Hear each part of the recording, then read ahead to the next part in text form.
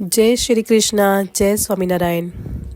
शब्दों में ज्ञान चैनल में आज हम बात करने जा रहे हैं संकट चौथ व्रत की कथा के बारे में। ओम श्री गणेशाय नमः।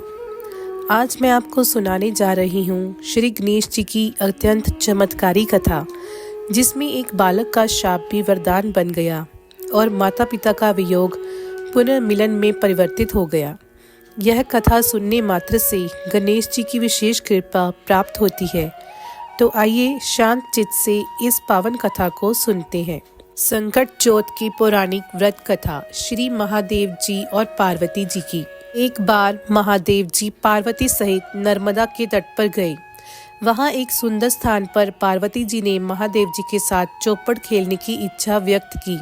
तब महादेव जी ने कहा, हमारी हार जीत का साक्षी कौन होगा?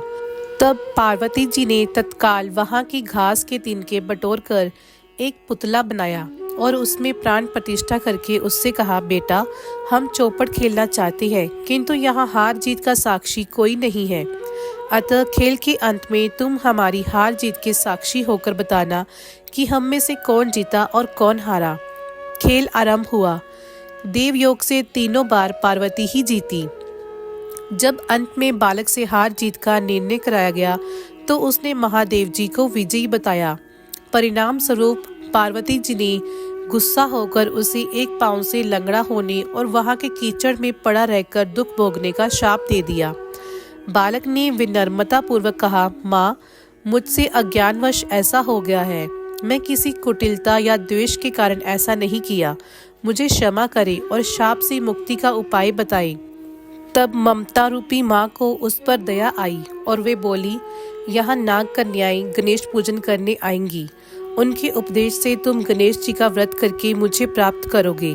इतना कहकर वे कैलाश पर्वत पर चली गईं। 1 वर्ष के बाद वहां श्रावण में नाग कन्याएं गणेश पूजन के लिए आई। नाग कन्याओं ने गणेश व्रत करके उस बालक को भी व्रत की विधि बताई। तत्पश्चात बालक ने 12 दिन तक श्री गणेश जी का व्रत किया। तब गणेश जी ने उसे दर्शन देकर कहा, मैं तुम्हारे व्रत से प्रसन्न हूँ, मनोवांछित फल मांगो।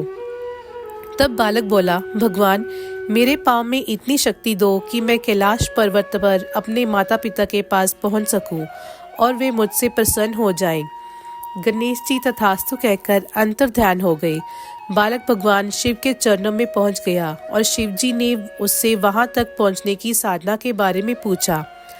तब बालक ने सारी कथा शिव जी को सुना दी। उधर उसी दिन से अप्रसन्न होकर पार्वती शिव जी से विमुख हो गई थी।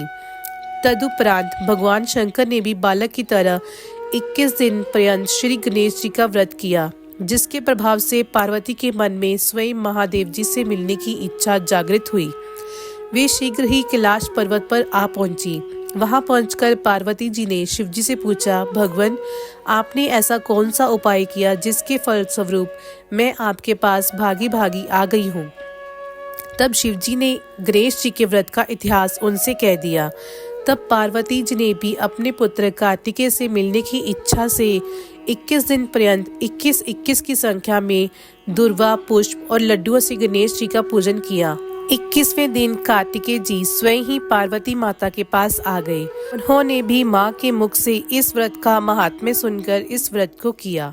इस प्रकार गणेश व्रत के प्रभाव से जहाँ एक बालक को माता पिता का सानिध्य मिला, वहीं भगवान शिव और माता पार्वती का पुनर्मिलन हुआ।